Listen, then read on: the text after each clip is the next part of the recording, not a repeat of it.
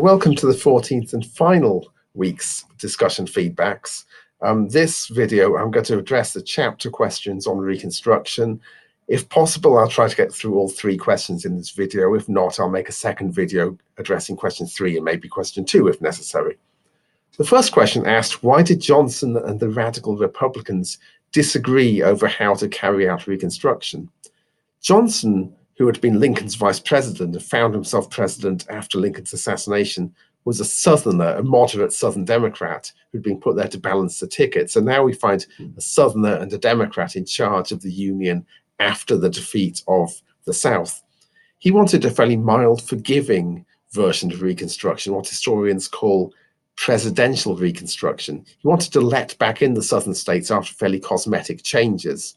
Nearly all former Confederates were readmitted to citizenship and to civil rights.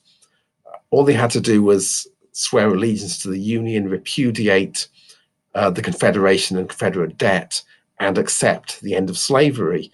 And they could vote back legislatures based on an all-white list of voters. So under Johnson's model, not much would change except the South basically saying, we're sorry, please let us back in.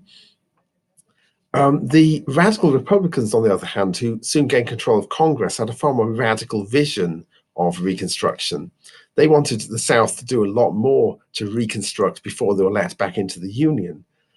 Firstly, the Southerners had to accept the 13th Amendment. This had to be ratified by the Southern states before they could get readmitted. The 13th Amendment was the one that ended slavery. And to this, the radical Republicans added the 14th and 15th Amendments, which gave citizenship to all people, including former slaves who were born in the United States, and also gave the vote to all males. Both of these gave civil rights to African-American former slaves.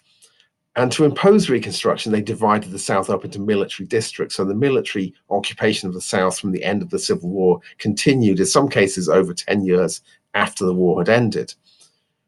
The different visions led to the clash over impeachment. The specific issue of impeachment was when Johnson fired the War Minister Edwin Stanton in violation of a law that the Republicans had passed in Congress, saying that key cabinet officials could not be dismissed without congressional approval. So that was a specific issue, but the deeper issue really was over Reconstruction, and the radical Republicans believing that Johnson was dragging his heels over Reconstruction. Furthermore, at a personal level, Johnson, the Southerner, was racist. Most influential white men were racist in those days, but he was actively racist, whereas the radical Republicans were actively trying to give rights to former slaves. And Johnson's racism was seen in the 1866 midterm elections when pro-presidential candidates campaigned openly on a racist, anti-black ticket. The second question was, what did Reconstruction achieve for former slaves? It depends where and when you're talking about, and what point in Reconstruction.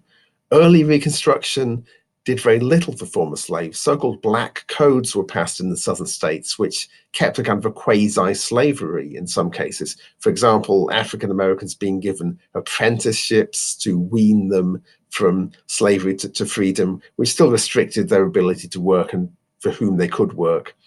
And laws which imposed labor as a punishment for crime, which treated those people exactly as slaves. You could buy and sell convict labor in the same way as you could have bought and sold slavery before the war. Likewise, at the end of Reconstruction, most of the gains have been turned back.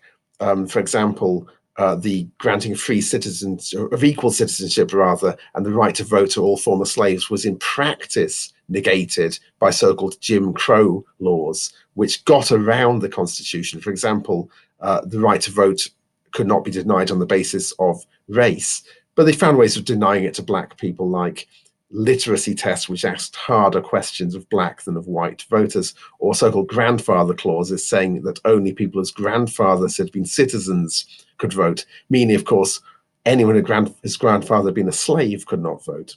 However, at its high point, Reconstruction was doing a great deal for African Americans. The right to vote was extended, and not just the right to vote, but also African Americans being elected to Congress and to state legislatures.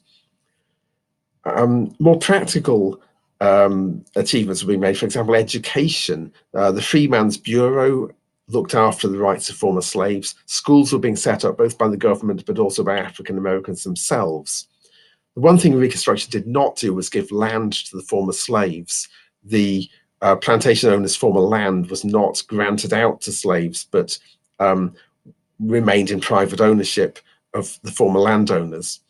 The promise of the so-called 40 acres and a mule, which I'll come back to in question 3, was not made good in Reconstruction.